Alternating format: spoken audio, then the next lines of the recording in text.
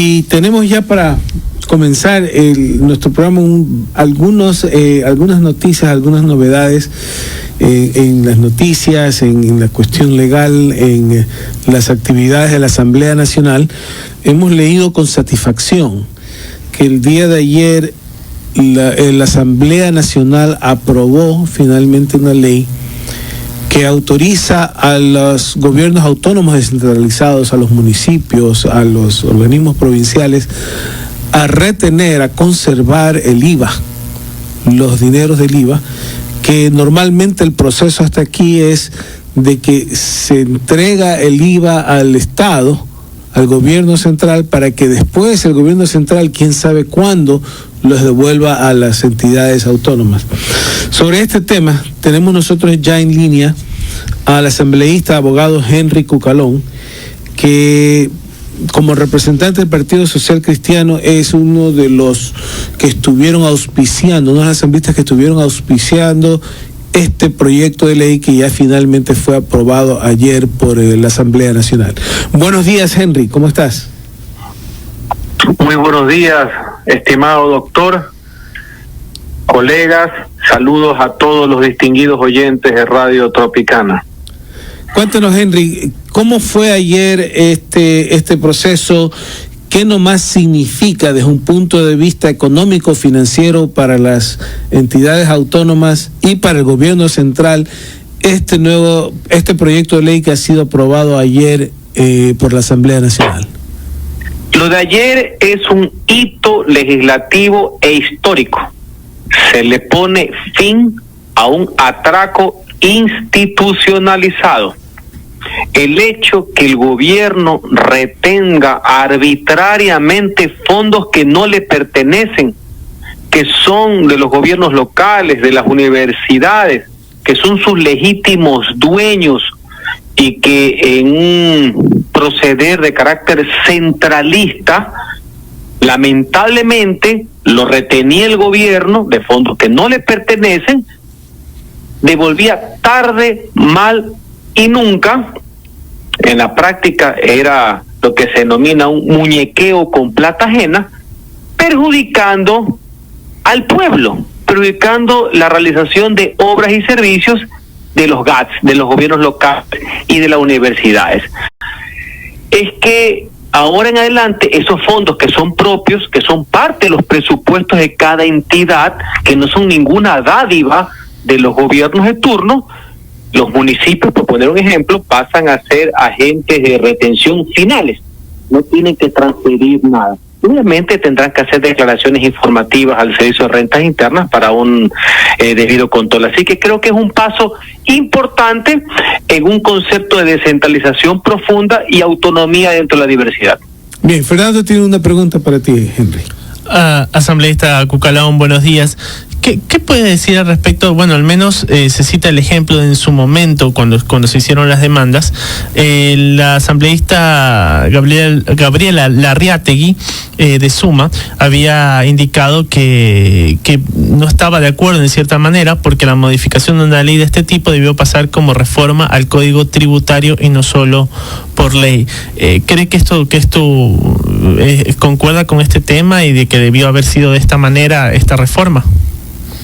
Respetable criterio, más allá que ayer igual se votó, ella también creo, y esta es una reforma no al COTAC, tiene incidencia en el COTAC, una reforma a la ley de régimen tributario interno. Sí, eso fue lo que se reformó. Valga la aclaración, porque en algún momento hubo alguna duda de que por qué no vino de iniciativa del Ejecutivo en materia tributaria. Esto fue una iniciativa del Bloque Social Cristiano en el año 2019, porque aquí no se está modificando, aumentando ni eliminando tributos, que es una facultad y una prerrogativa especial del presidente de la República. Aquí son los mismos IVA en la forma de distribución. Es únicamente el manejo administrativo. El día de ayer era una retención ilegal en el fondo que estaba haciendo el Ministerio de Finanzas, y ahí sí el COTAC consagra la autonomía administrativa, financiera y política de los GATS. Hay un artículo muy preciso que establece que cualquier funcionario que retenga esos valores que no le pertenecen son sujetos de destitución. Y en el caso que fueran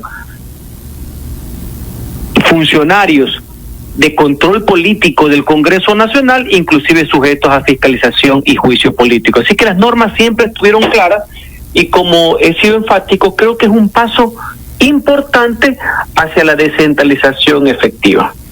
Una vez aprobada la ley por la Asamblea Nacional, esta pasa a conocimiento del Ejecutivo para que el presidente de la República ponga el ejecútese o inicie alguna observación, algún veto parcial o total.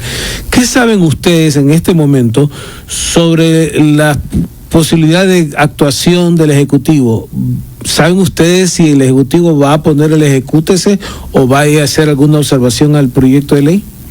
Jurídicamente, el presidente tiene derecho, tiene la prerrogativa para poder vetar parcialmente cualquier ley o sancionarla y hacer la ley de la República y que pase directamente al registro oficial. Tiene 30 días para eso, a partir de que se notifique por la Asamblea, que asumo que será a partir del día de hoy.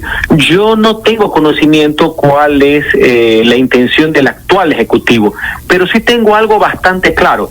Este tema que estamos conversando, ayer aprobado por la Asamblea, fue parte del petitorio de Iniciativa Ciudadana para una consulta popular. Es decir, esto tiene ya un respaldo amplio de importantes sectores en la sociedad, e inclusive el presidente electo Guillermo Lasso en reiteradas ocasiones ha manifestado conceptualmente su apoyo a este tipo de iniciativas. Así que eso creo que es una señal importante. Bien, inclusive tengo entendido que todavía el gobierno central adeuda algunas sumas relativamente fuertes a diferentes organismos, a diferentes entidades autónomas, entre esas a la misma Municipalidad de Guayaquil. ¿Se resolvieron ya esas deudas con el municipio de Guayaquil o todavía mantiene el gobierno central alguna deuda por concepto de devolución del IVA? Mantiene deudas pendientes con todos los municipios del Ecuador. Y por eso justamente fue nuestra preocupación. Aquí no estamos hablando, estimado doctor, de las asignaciones que por derecho y constitución, reitero, no son dádiva alguna, ya les corresponde a los GATS. Porque aquí, desde hace algunos años, el correísmo fundamentalmente lo repetía siempre, aquí no entiende nada, pero igual repetían, decían como que le daban plata a los municipios, o sea, como que había que aplaudir y agradecer. No, esos recursos son propios. Hay una tabla que establece la Constitución y la ley de lo que son las asignaciones forzosas. No es como en antaño, usted se acordará, usted sabe mucho de historia, cuando en los 80 y los 90 los presidentes iban con un cheque cada vez que eran las fiestas patronales. Correcto. Por citar un ejemplo. No, eso ya no existe. Esto es plata propia, lo único que hace el gobierno es transferir. Pero en todo caso, yo pudiera hasta entender, ojo, puede resultar comprensible, razonable, que en medio de una crisis de la magnitud como la que vivimos, al verse mermados los ingresos, tanto permanentes como los no permanentes, el gobierno puede atrasarse en transferirla, en las asignaciones. Pero este no es el caso, estimado doctor. Este es el IVA que ya está presupuestado, que cuando un municipio compra un vehículo, obviamente en la venta se lo retiene. Me explico, no es la asignación normal. Entonces, esto es peor. Sí es un bicicleteo con plata ajena. Esto es como cuando el cajero está dañado y no quiere devolver lo que le pertenece al señor que es dueño del depósito. Eso, insisto, es una larga deuda. Muchos alcaldes tienen que hacer visitas, estar tratando de negociar con los gobiernos. Recordemos que ya la justicia constitucional le dio razón a los gobiernos locales. Entonces, eso es lo que se trata de evitar. Y por eso quiero ser muy prolijo en diferenciar este concepto de IVA, de retención de IVA, de lo que es la asignación general, que es propia de la Constitución y la ley, que también pudiere tener algún tipo de atraso. Reitero, es hasta cierto punto comprensible, pero no, porque es de giro inmediato. Muy bien. Fernando. Abogado Cucalón, ¿cuál es el siguiente paso que cree que se debe de dar en materias de autonomía fiscal en materia de autonomía financiera para los GATS? Ya no se hable tal vez de regiones, pero sí al menos ya los GATS puedan avanzar en estas autonomías y no queden en autonomías a la carta. Bueno, dentro del marco legal que nos rige, lo que ha pasado ayer es trascendental, porque ha dejado de ser declarativo para hacer una acción efectiva, como yo la denomino. No dejar pasar el tema de que gobierno alguno pueda simplemente por cálculos o por ineficiencia perjudicar a la colectividad de los ciudadanos. Debemos recordar que el marco legal es bastante de avanzada, por decirlo menos. El problema es que no se cumple. Aquí el problema no es la falta de leyes. Ahora bien, un paso mucho más profundo, si se cabe la palabra, que es una vieja aspiración que tienen muchas localidades, es que, por ejemplo, el concepto del ingreso ya por IVA, no lo que se paga, el ingreso generado por cada localidad, por cada comunidad, se quede en la misma comunidad, como es en muchos lados. Ese es un tema interesante, yo creo en esa línea. Eso amerita una reforma mucho más estructural, inclusive de carácter constitucional, para darle esa salida.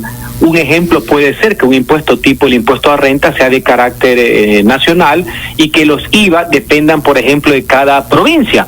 Así sucede en muchos estados, ¿no? Básicamente en los estados locales. Ese es un tema que hay que analizarlo, es un tema que hay que ampliar el debate, hay que ver cómo reacciona la sociedad, cómo es el petitor, etcétera, y hay que tener las puertas abiertas. Eso sí, siendo claro que tiene ribetes de carácter constitucional, ¿no? Claro.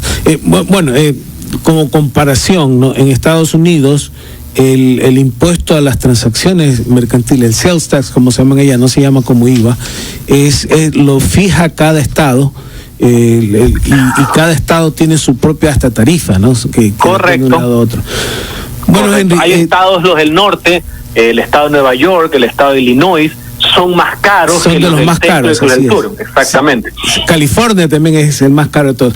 Henry, lamentablemente nos hemos quedado sin tiempo ya, pero te agradecemos muchísimo. Hemos de seguir conversando contigo respecto al seguimiento de esta ley que esperamos pues sea aprobado por el Ejecutivo. Mientras tanto, muchísimas gracias, Henry.